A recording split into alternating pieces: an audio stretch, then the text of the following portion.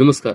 या व्हिडिओच्या माध्यमातून आपलं जे पूर्ण डेली अभ्यासाचं रुटीन जे आहे किंवा आपण त्याला म्हणतो की स्टडी रुटीन असेल, टाईम टेबल रुटीन असेल, तर या व्हिडिओच्या माध्यमातून समजून घ्यायचं आहे, की जी विद्यार्थी असतील, मग यू-पी-एस-सी असेल, एम-पी-एस-सी असेल किंवा अदर कुठल्याही परीक्षेचं प्रिपरेशन करत असतील, तर त्यांच्यासाठी फुल टाईम स्टडी करत असाल ना, ही एक एक्सपर्टच्या माध्यमातून सजेस्ट केलेलं टाईम टेबल आहे. आता पहिलं काय सांगितलेलं आहे, की तुम्हाला सकाळी 6 वाजता उठायचं आहे का? तर उठायचं आहे. म्हणजे पहिला स्लॉट जर बघितला 6 ते 9चा आहे, म्हणजे मॉर्निंग स्लॉट म्हणण्यात आलेला आहे. या 6 ते 9 मध्ये तुम्हाला 6 वाजता उठायचं आहे.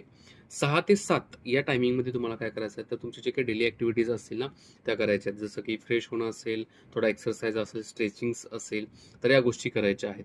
दुसरा जो आहे तो 7 ते 9 हा जो पहिला 2 तासाचा जो स्पॅन असतो ना, या 2 तासाच्या स्पॅनमध्ये जो विषय अवघड वाटतो अभ्यास करण्याच्या दृष्टिकोनातून, तर त्या विषयाला पहिल्यांदा तुम्हाला हात घालावा लागणार आहे. म्हणजेच जो अवघड विषय वाटत आहे ना, त्याला सकाळी 7 ते 9 या कार्यकाळामध्ये कंप्लीट करायचा आहे. नेक्स्ट स्टेप जी आहे ती सेकंड नंबरची की 9 ते 9:30. आता 9 ते 9:30चा जो कार्यकाळ आहे, हा तुमचा ब्रेकफास्टचा कार्यकाळ आहे.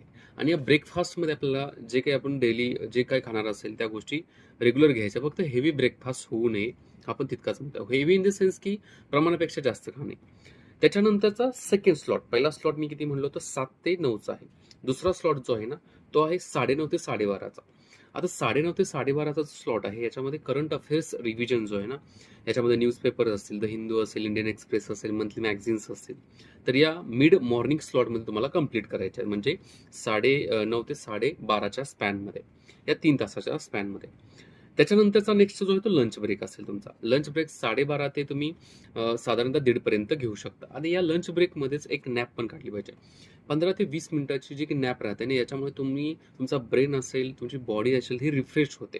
ओके.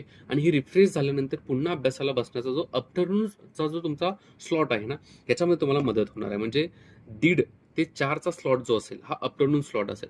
मग याच्यामध्ये तुम्ही काय करू शकता, तुमचा काही ऑप्शनल सब्जेक्ट्स असेल, जीएसचा पेपर असेल किंवा प्रॅक्टिस एमसीक्यूज जे असतात ना, या 1:30 ते 4च्या स्लॉटमध्ये तुम्ही कंप्लीट करू शकता बघा.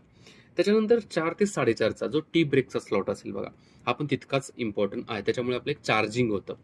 इव्हिनिंगचा स्लॉट जर पण बघितला 4:30 ते 7 मधला, याच्यामध्ये मॉक टेस्ट प्रॅक्टिस जे आहे ना, या स्लॉटमध्ये करणं गरजेचं. मग MCQs test series, answer writing वगैरे याच्यामध्ये चेक करू शकता. त्याचबरोबर काही मिस्टेक्स असतील ते तुम्ही दुरुस्त करू शकता बघा. त्याच्यानंतर डिनर 7 ते 8:30च्या दरम्यान तुम्ही डिनर करू शकता. काही प्रमाणामध्ये रेस्ट करू शकता. त्याचबरोबर काही व्हिडिओ लेक्चर्स वगैरे असतील ना, ते तुम्ही पाहू शकता बघा.